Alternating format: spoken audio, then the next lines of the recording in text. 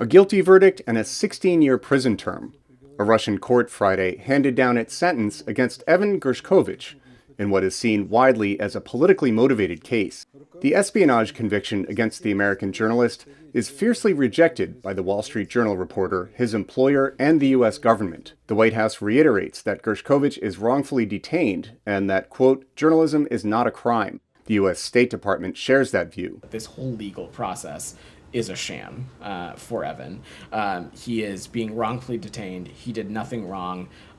We have been clear about that from the onset. Gershkovich's trial began on June 26th in Yekaterinburg, where the journalist was first detained in March 2023. He is the first American journalist Russia has convicted of espionage since the Cold War. Russia's embassy in Washington did not respond to VOA's request for comment, but its foreign minister says a prisoner swap is under discussion.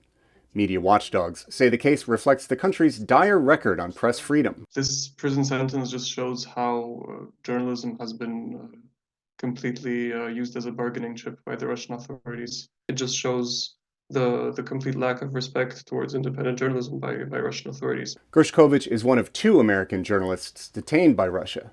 Also, Kromasheva, who works for VOA's sister network Radio Free Europe, Radio Liberty, or RFERL, has been in custody since October. The journalist traveled to Russia to care for her mother. Since her arrest, she has been denied U.S. consular access and contact with her husband and daughters back in Prague. Kromasheva and her network deny the charges, which include violating military censorship laws and not registering as a foreign agent. They're not shutting down Radio Free Europe by imprisoning Alsu.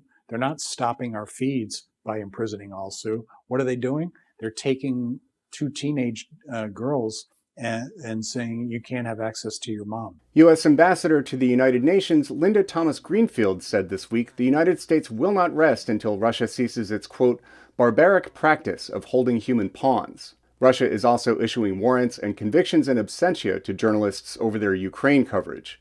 Among them, the Russian-born U.S. journalist Masha Gessen. Media groups say Russia has a drastic record for jailing journalists, with 22 detained as of late last year, 12 of whom are foreign nationals. For Liam Scott and Cristina Caicedo Smit, Steve Baragona, VOA News.